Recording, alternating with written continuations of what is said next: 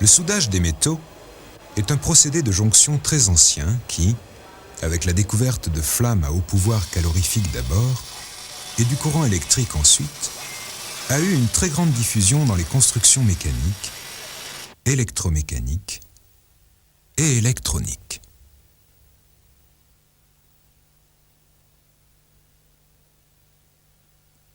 Dans la construction mécanique, on emploie beaucoup les fixations démontables entre pièces.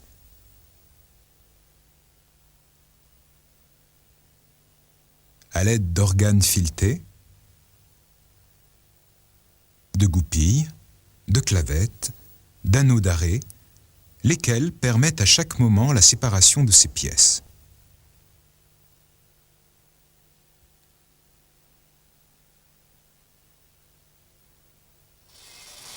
Contrairement à ces systèmes de liaison temporaire, le soudage conduit à des liaisons permanentes.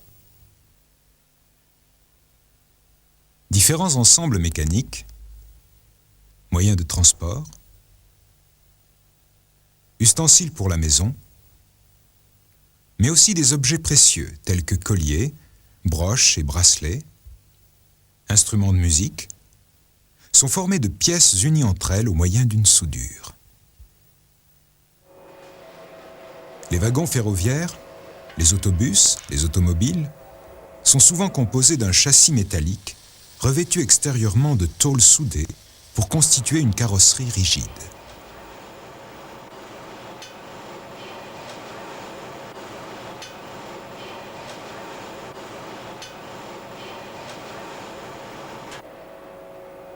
Les camions-citernes, les chauffe-eau, les réservoirs d'acier de tout type et même les casseroles et poêles que nous employons à la cuisine sont composés de pièces embouties ou pliées, assemblées par soudage.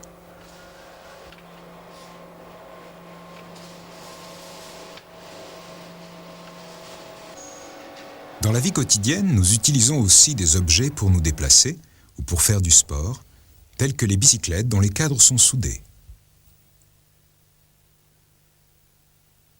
Les meubles métalliques de bureau sont autant d'exemples de pièces soudées.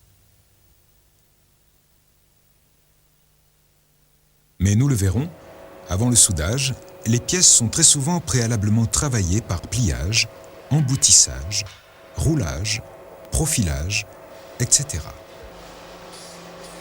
C'est dire que cette technique s'adresse à tout type de pièces usinées, plaques, tôles, tubes, profilés. Certaines techniques de soudage, comme ici le soudage par points, ont fait l'objet d'une robotisation importante qui en fait un procédé de jonction très compétitif.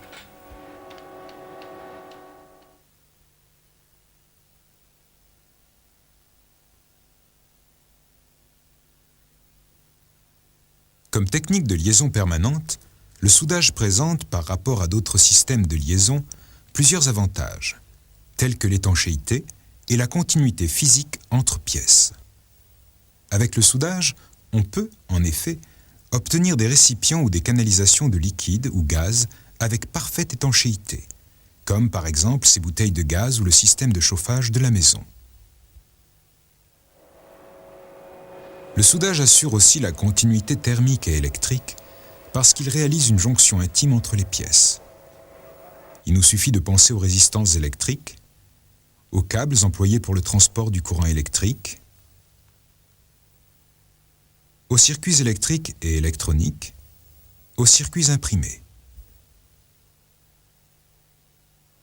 Les joints soudés présentent en plus de bonnes caractéristiques mécaniques sous différentes sollicitations statiques et dynamiques. La traction, la compression, la flexion, le cisaillement ou la torsion. À part ces avantages que l'on vient de décrire, signalons que les inconvénients du soudage viennent, pour la plupart, de l'obligation de chauffer les matériaux à souder. Presque tous les procédés de soudage comportent une fusion rapide et localisée des bords à souder. Ce brusque chauffage provoque des dilatations et des déformations des pièces, visibles même à l'œil nu. et des altérations de la structure cristalline. Pour joindre deux pièces en métal de base, avec un métal de jonction, appelé métal d'apport,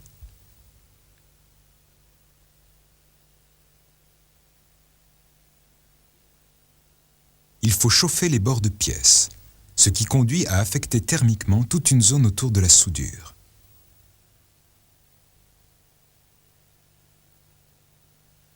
Le soudage de pièces de fortes épaisseurs comporte souvent aussi un travail supplémentaire de préparation des bords, le chanfreinage, qui pénalise économiquement le procédé et qui doit être pensé dès la conception de la pièce.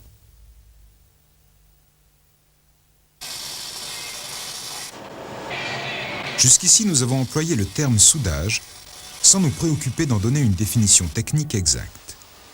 Dans les prochaines séquences, nous chercherons à le faire de la manière la plus simple et correcte possible.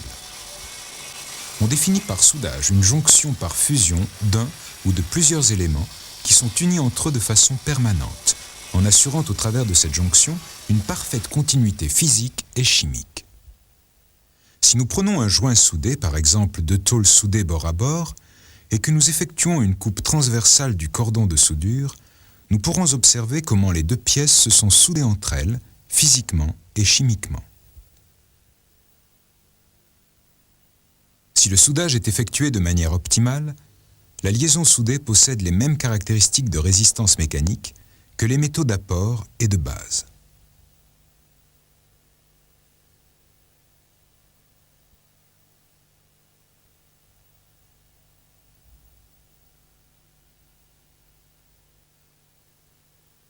Les différents procédés de soudage se différencient entre eux, tout d'abord par l'emploi ou non de métal d'apport dans la réalisation des joints. Dans le cas du soudage avec métal d'apport, ce métal d'apport pourra être de la même nature que le métal constitutif des pièces à souder ou de nature différente. L'exemple le plus spectaculaire du soudage autogène sans métal d'apport, car il est souvent montré dans sa version robotisée, est le soudage par points.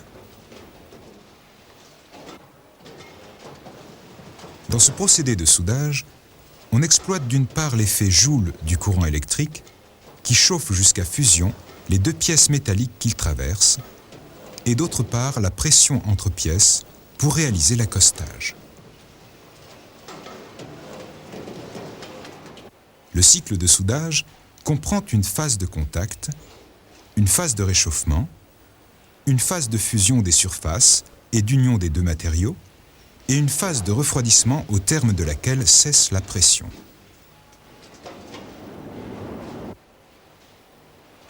Toujours dans le cas du soudage autogène, les deux métaux de base et le métal d'apport peuvent être de même nature. Dans ce cas, la continuité physique et chimique de la liaison est obtenue au travers du métal d'apport qui se présente sous forme de fils ou baguettes séparées ou non du moyen de chauffage.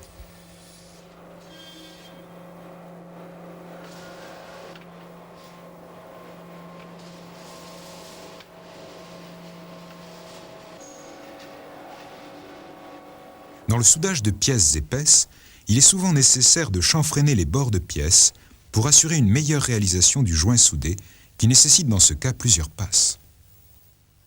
Quand les deux matériaux des joints sont de nature différente, entre eux, ou par rapport au métal d'apport, on parle alors de soudage hétérogène ou brasage. Dans ce procédé de soudage, on emploie des métaux d'apport qui ont une température de fusion beaucoup plus basse que celle des métaux à souder. Le métal d'apport pénètre intimement par capillarité dans les espaces vides entre les deux bords des surfaces des métaux. Quand il se solidifie, le métal d'apport assure une jonction résistante des deux pièces de départ. Ce procédé évite les défauts d'origine thermique. C'est un procédé très employé dans la construction d'accessoires pour appareils électroménagers ou de tout organe caractérisé par des épaisseurs réduites. Cette technique est largement utilisée pour la jonction des tuyaux de chauffage central. Souder, nous l'avons vu, se traduit d'abord par chauffer localement les pièces pour les porter ou non à fusion en des temps très brefs. On peut classer les moyens de chauffage en 4 groupes suivant la nature de l'énergie utilisée. Thermochimique, autrement dit les réactions chimiques telles que les flammes ou l'aluminothermie. Mécanique, par friction ou ultrasons. Électrique, comme l'effet Joule du courant, l'arc électrique, l'induction électrique. L'énergie focalisée, telle que le rayon laser et le bombardement électronique.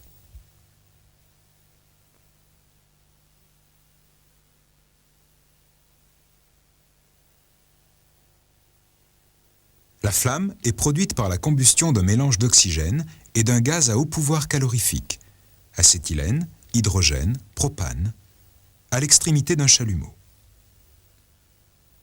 Le type de flamme le plus employé est la flamme oxyacétylénique, parce qu'elle fournit non seulement une température élevée d'environ 3100 degrés Celsius, mais aussi un haut pouvoir calorifique.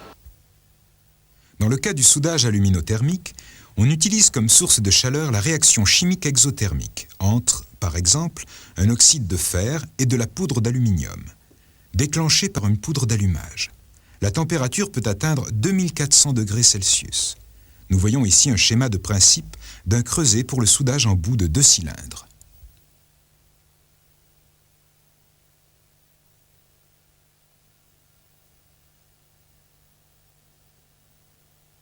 Pour le soudage par friction, nous utilisons l'énergie dégagée à la surface de contact de 2 pièces frottant l'une sur l'autre.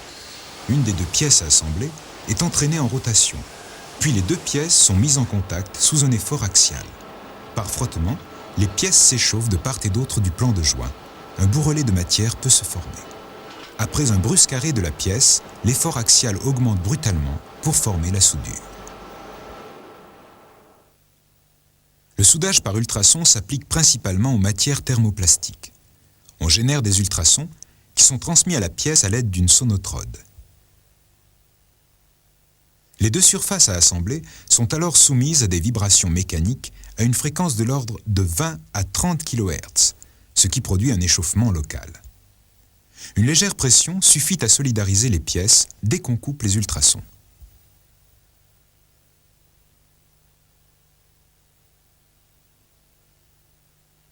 Nous savons, et expérimentons chaque jour, que le courant, en traversant une résistance, génère une certaine quantité de chaleur, fonction de la résistance électrique, de l'intensité du courant et du temps d'exposition.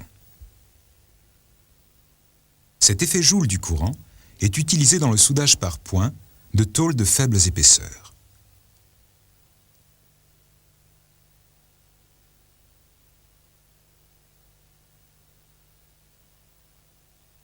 Dans le chauffage par induction, une pièce placée à l'intérieur d'une bobine parcourue par un courant alternatif à haute fréquence est chauffée par effet des courants induits, produits par le champ magnétique de la bobine même.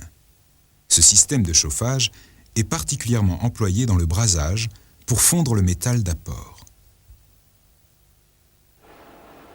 On peut facilement constater que, quand 2 conducteurs sont suffisamment rapprochés entre eux, et que chacun d'entre eux est relié à un pôle d'un générateur de courant, le courant passe d'un conducteur à l'autre à travers un arc qui jaillit entre les 2 électrodes.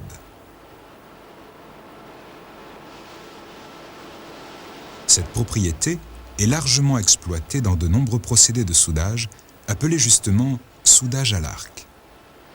La température atteinte par l'arc est d'environ 3000 degrés Celsius. Dans le soudage, le générateur de courant est appelé poste de soudure. Les 2 conducteurs sont constitués respectivement d'une part de l'électrode de soudage et d'autre part des pièces à souder.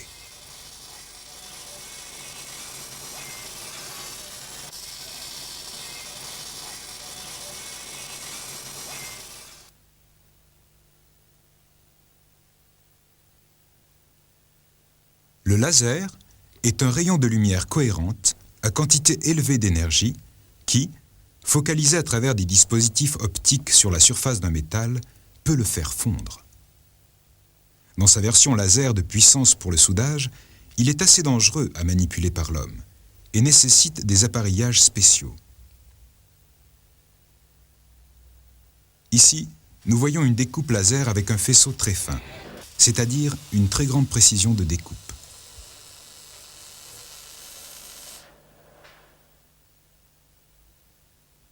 Le bombardement électronique est une autre source récente de chauffage qui utilise un faisceau mince et très rapide d'électrons émis d'une cathode, accéléré, puis dirigé sur les bords des matériaux à souder.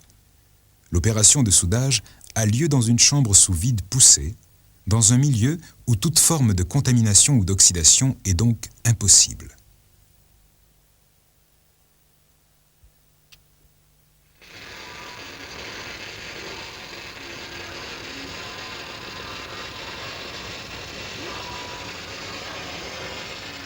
À des températures élevées, tous les métaux sont exposés au risque d'oxydation dû à l'oxygène présent dans l'air. Ceci peut se traduire par une chute des caractéristiques mécaniques.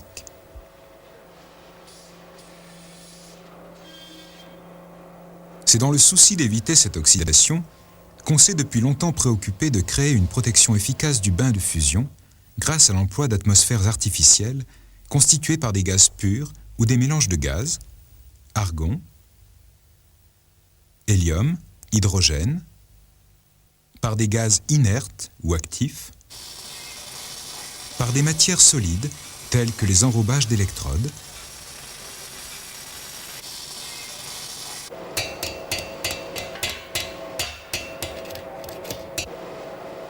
ou par des flux solides qui recouvrent les pièces à souder juste avant l'arc ainsi submergé.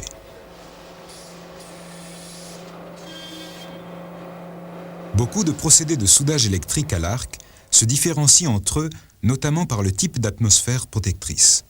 Voici quelques sigles: TIG, MIG, MAG, à électrodes enrobées, sous flux solide, autrement appelé à arc submergé. Le soudage est d'un usage relativement facile et largement diffusé, notamment grâce à des équipements portatifs simples, comme le soudage à l'arc avec électrodes enrobées. Mais à cause du comportement critique à chaud des métaux dans la zone thermiquement affectée, et pour les défauts qui peuvent en résulter, le soudage requiert une exécution soigneuse et de rigoureux contrôles de qualité.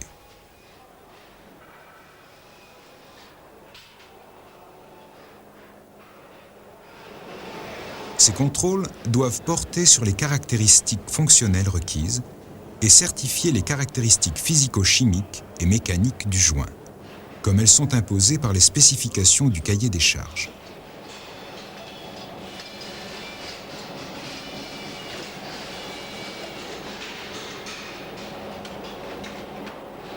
Sur les joints, on effectue un premier examen de type visuel qui se limite naturellement à l'aspect extérieur du joint. Régularité du cordon, éventuelle crique extérieure ou fissure en frontière de cordon. Pour contrôler la présence de criques intérieures, de lacunes, c'est-à-dire l'absence de soudure, d'inclusion de laitier, de porosité, ou pour le contrôle des caractéristiques mécaniques, on a recours à une série de contrôles qui peuvent être de type destructif ou non destructif. Parmi les essais destructifs, effectués sur des éprouvettes témoins, découpées dans les joints soudés, nous citerons les essais de résistance mécanique en traction.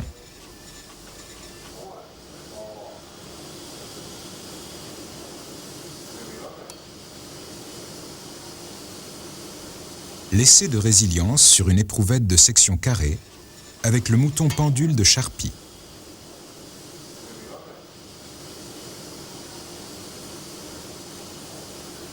L'essai de dureté sur cordon ou dans la région thermiquement affectée avec un duromètre.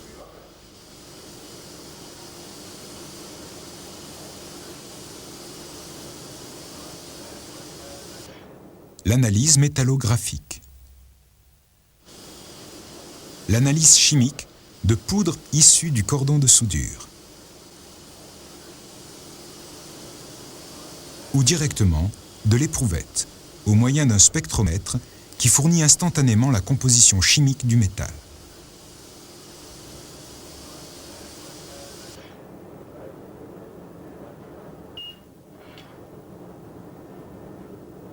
Les essais non destructifs, dont les résultats ne peuvent se substituer à ceux obtenus avec les essais destructifs, mais qui leur sont seulement complémentaires, s'effectuent par exemple au moyen d'examens radiographiques. Comme ici, la plaque photographique de quelques cordons de soudure.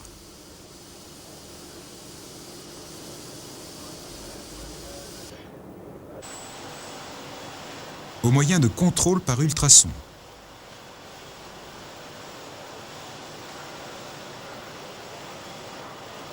Ou avec des systèmes magnétoscopiques.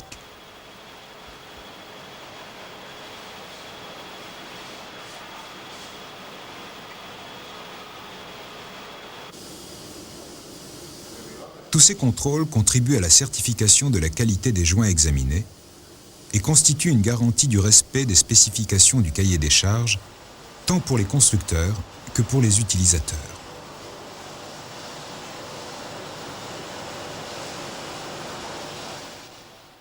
Ce tableau résume les différentes techniques de soudage en les classant par nature de l'énergie et par nature du joint. Énergie thermochimique. Soudage à la flamme.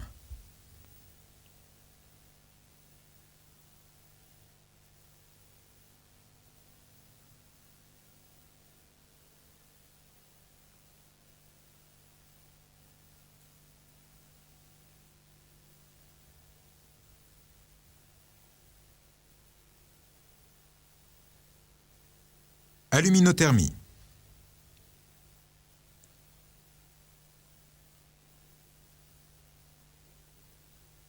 Énergie mécanique. Soudage par friction.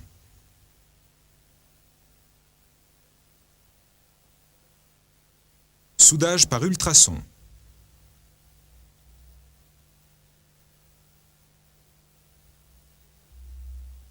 Énergie électrique. Soudage par résistance.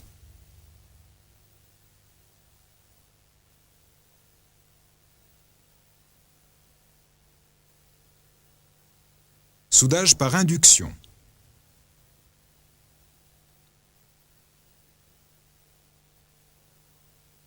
Soudage à l'arc.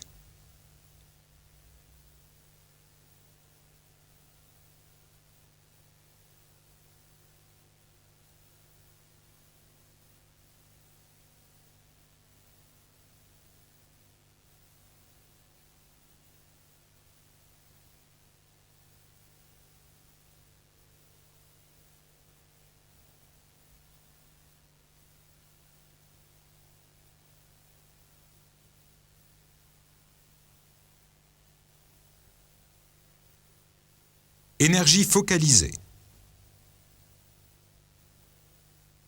Soudage laser.